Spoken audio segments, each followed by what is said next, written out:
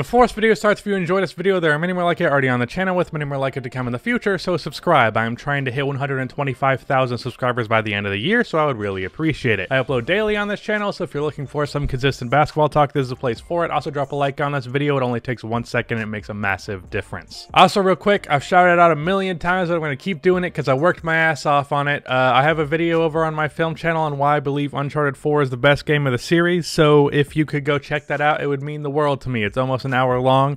Took me a long fucking time, so go watch it. But with that out of the way, today I wanted to talk about the notion that the 2020 NBA Championship has an asterisk on it. Now, luckily for me, or at least not for me, just in general in this case, I was actually shocked to see that there weren't a lot of people making this claim. Not a lot of people making the claim that this championship does have an asterisk on it. However, I do know that there's some people doing it, and I also know that this is something that was talked about before the season began.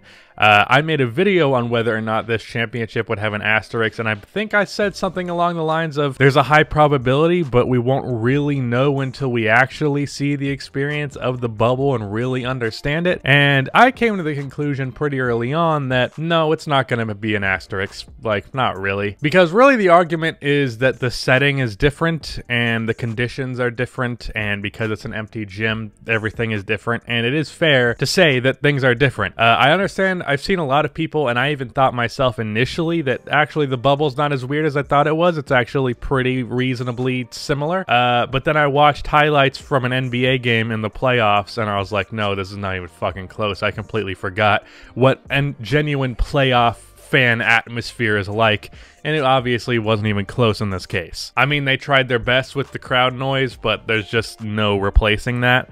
However, regardless of that, all of these factors are things that existed for every single team, and as a result, it's kind of like an equalizer. And if anything, a team like the Los Angeles Lakers that ended up winning the championship was at a disadvantage more so than any other team, because they no longer had the home court advantage that they earned. They had the #1 seed in the Western Conference, and I believe the #2 record in the league, and they didn't get any advantage from that after playing well all of the regular season. So if anything, the bubble was a huge disadvantage for the Lakers, not an advantage. And I just want to talk about this championship run and why it should get all the credit in the world. And this is coming from somebody who was not giving the Lakers credit all of this regular season, mostly just because I believe their lack of depth would come to punch them in the face, but it ended up actually being pretty decent depth, and it didn't matter that much because Anthony Davis and LeBron James are ridiculous talents. But I just want to talk about how much this team was not really given credit throughout the entire playoffs, even to some extent from me.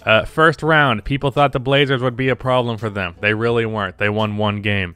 Second round, I said it was possible the Rockets could actually win that series if their threes were dropping. Now, their threes were not dropping, but the Lakers took care of them in 5 games regardless. And I think they really proved how great their defense was in that particular series, just because they really frazzled James Harden and kind of broke apart that entire Houston system.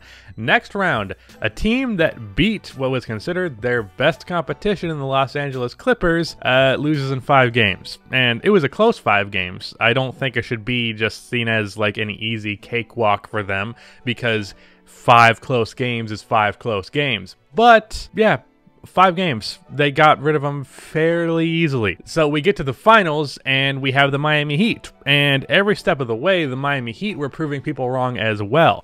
First round, there were even some people who actually picked the Indiana Pacers to win that series, which is wild in retrospect. I didn't think they would, but I also didn't think they'd get swept, especially when after TJ Warren turned into Michael Jordan.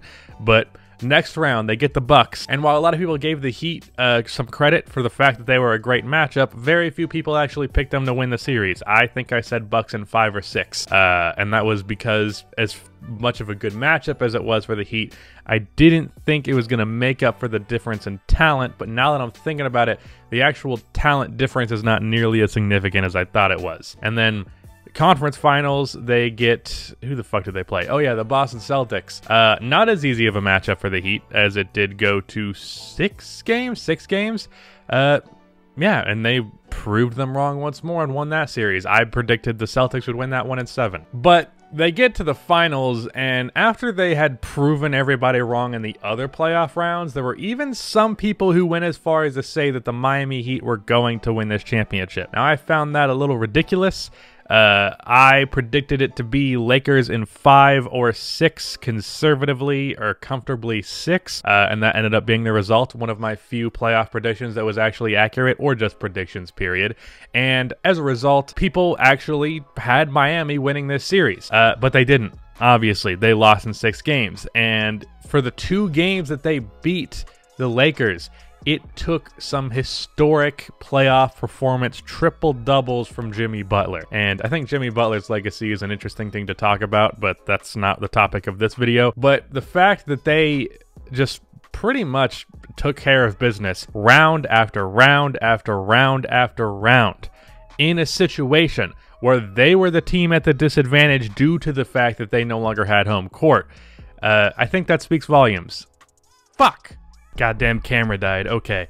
What the fuck was I talking about? Oh yeah, so the Lakers were at a bit of a disadvantage due to the fact that they no longer were able to take advantage of their home court, and they were also at a disadvantage because Avery Bradley was not there to play as well. It's a small disadvantage, but it's still a disadvantage, especially with the Lakers' lack of depth, and then they just had no issue, really, winning this championship. It was kind of a breeze, relatively speaking. I think because it was that easy for them, it should really just show that this series was, or this playoffs, rather, was going to be the Lakers championship regardless of any factor. And I think the Clippers losing in the second round was also proof of this, because you might look at that and say, oh well, Denver won that series? That's obviously, this means the circumstances of the bubble is weird. But then next round the Lakers took care of business, and more importantly, the reason that the Clippers lost was because they couldn't hit a shot, and I think that's the opposite circumstance that was expected in the bubble, and we obviously did not get that. Not to mention that Jamal Murray was not amazing in that series, and he wasn't like hitting shots like crazy like he did in the first round versus the Utah Jazz. So that series had little to do with the factors of the bubble and the open gym idea, and I mean,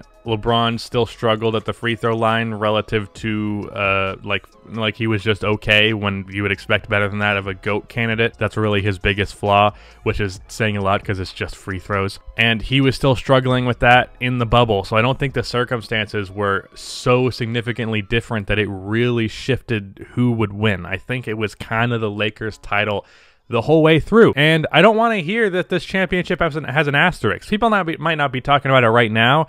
Really, only anybody that's talking about it right now is just pure haters who are like trying to diminish the value of this ring immediately. And so we're not hearing that vocally now, but I'm fully anticipating that this is going to be a conversation well into the future.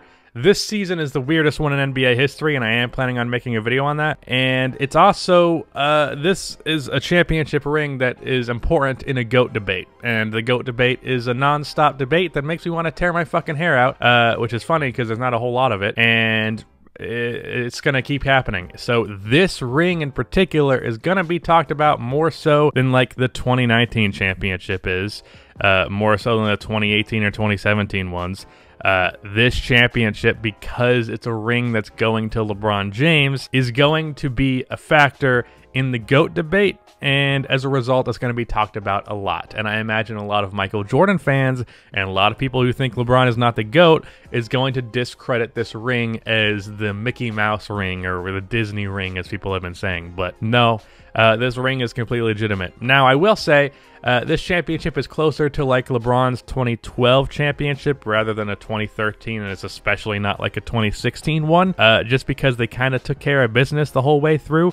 And that was the expectation, but it still is a valuable ring. That 2012 ring is big in LeBron's legacy. It's not as big as 2013 and 2016, but especially 2016, but it's still a part of it. And that's why I don't think this ring puts him as the GOAT for me, but it's also not something that I'm going to discredit whatsoever, in that I don't think this ring is illegitimate. This ring is perfectly legitimate. It's just not one of the greatest championship rings ever, as Anthony Davis has been saying it would be.